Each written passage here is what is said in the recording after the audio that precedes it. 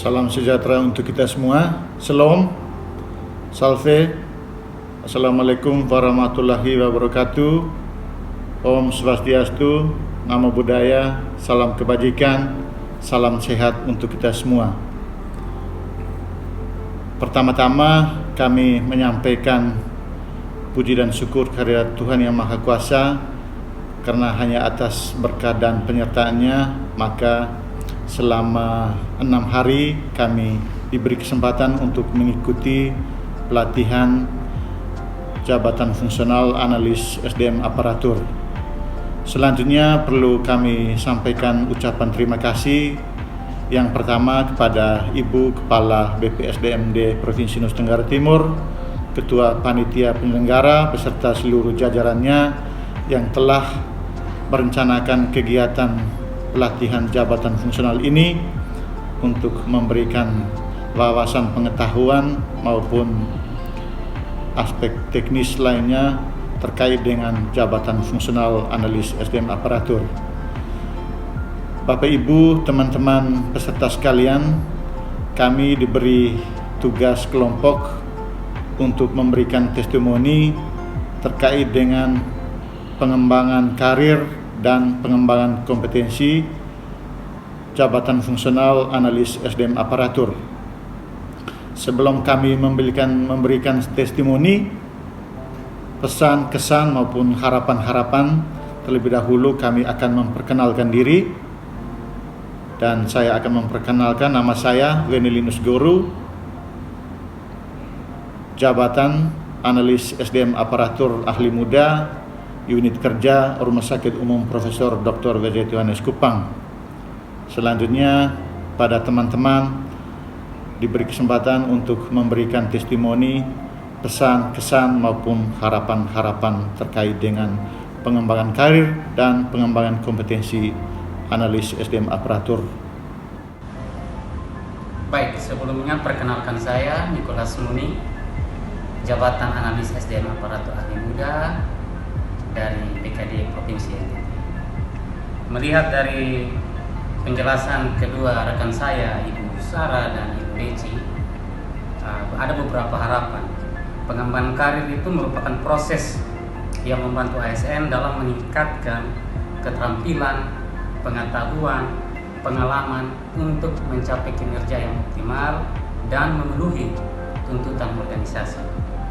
Harapan kami adalah mendapat lebih banyak kesempatan seperti pelatihan seperti sekarang ini agar bisa memperluas wawasan. Intinya adalah pengembangan karir adalah kunci menghadapi tantangan masa depan dengan terus belajar dan terus berkembang. Baik, terima kasih. Saya akan mereview tentang pengembangan kompetensi analis SDM aparatur menyambung dari yang telah disampaikan oleh Ibu Sarah. Namun sebelumnya perkenalkan, saya Magdalena Neolaka, biasa dipanggil Leci. Sehari-hari bekerja sebagai analis SDM aparatur ahli muda pada Badan Kepegawaian Daerah Provinsi Nusa Tenggara Timur.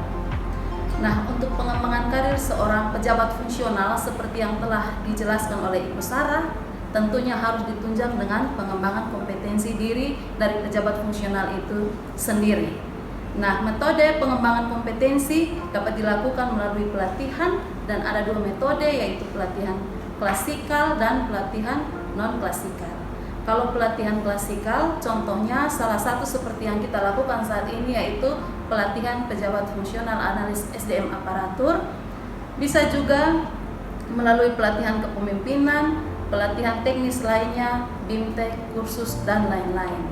Sementara yang non-klasikal itu bisa melalui coaching, mentoring, e-learning, belajar mandiri, pembelajaran di alam terbuka atau outbound, dan lain sebagainya. Nah, di dalam pengembangan kompetensi itu sendiri ada 3 level. Level yang pertama itu personal level, itu mempengaruhi kinerja individu dari pejabat itu sendiri atau yang menjadi kebutuhan individunya sehingga bisa meningkatkan target kinerjanya melalui kompetensi yang dia kembangkan. Level yang berikut adalah job level, itu mempengaruhi kelompok pekerjaan tertentu atau tugas-tugas tertentu di organisasi yang dimana dia bekerja. untuk mencapai standar kinerja dan kompetensi yang dibutuhkan pada jabatan yang diemban. Nah, yang paling utama adalah organization level, atau itu berkaitan dengan kinerja secara keseluruhan dari perangkat daerah di mana dia bekerja. Untuk mencapai tujuan organisasi, peningkatan kinerja organisasi tersebut, maka pejabat fungsional itu harus meningkatkan kompetensinya. Demikian yang saya dapat sampaikan. Terima kasih. Terima kasih. Perkenalkan, nama saya Sarci Bulaut, jabatan Analis SDM Aparatur Muda, Unit Kerja Badan Kepegawaian Daerah Provinsi Nusa Tenggara Timur. Mereview dari kegiatan diklat yang kita ikuti selama hampir 1 minggu terkait pengembangan karir jabatan Analis SDM Aparatur, mereview pada atau merujuk pada Peraturan BKN nomor 11 tahun 2023.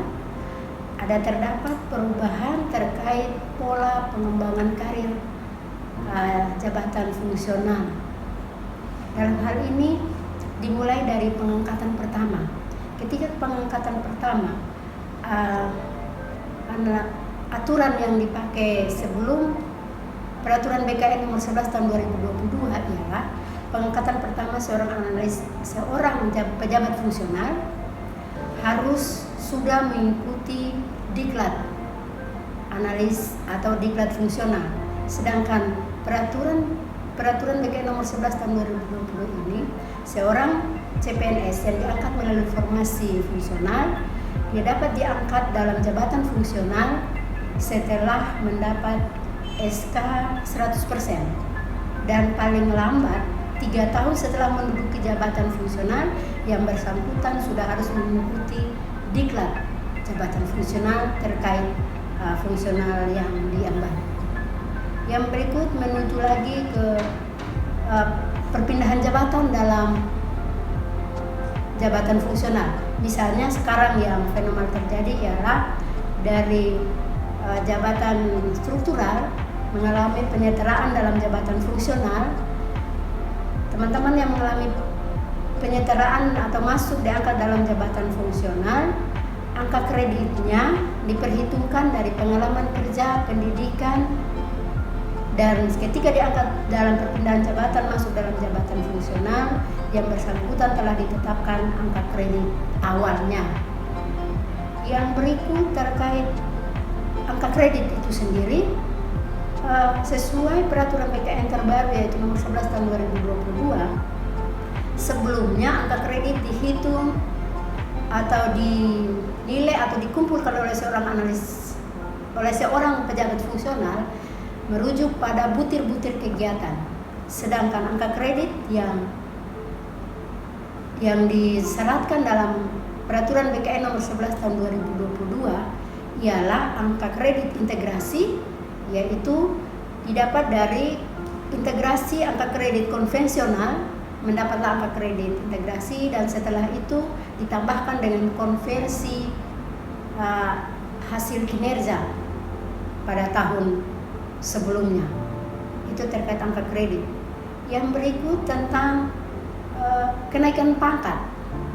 Kenaikan pangkat bagi seorang pejabat fungsional, yang bersangkutan melalui sesuai aturannya dia boleh naik pangkat setelah angka kreditnya memenuhi syarat. Tetapi saat ini, kalau dulu seorang pejabat fungsional dapat naik pangkat paling lambat 2 tahun dia sudah bisa naik. Sedangkan sekarang melalui aturan sekarang bahwa ketika nilai angka kreditnya telah dibatasi, seorang tidak bisa atau mengumpulkan angka kredit. Kalau dulu melalui butir-butir angka kredit, dia boleh mengumpulkan angka kredit sebanyak-banyaknya. Sedangkan sekarang angka kreditnya dibatasi, maksimumnya ada ditentukan bagi seorang pejabat. Misalnya pejabat fungsional ahli muda, dia bisa mengumpulkan paling tinggi sesuai konversi SKP-nya paling tinggi atau di atas ekspektasi, maka nilai angka kreditnya adalah 37,5. Sedangkan tidak, setelah melebihi dari itu tidak dipakai seperti itu. Sedangkan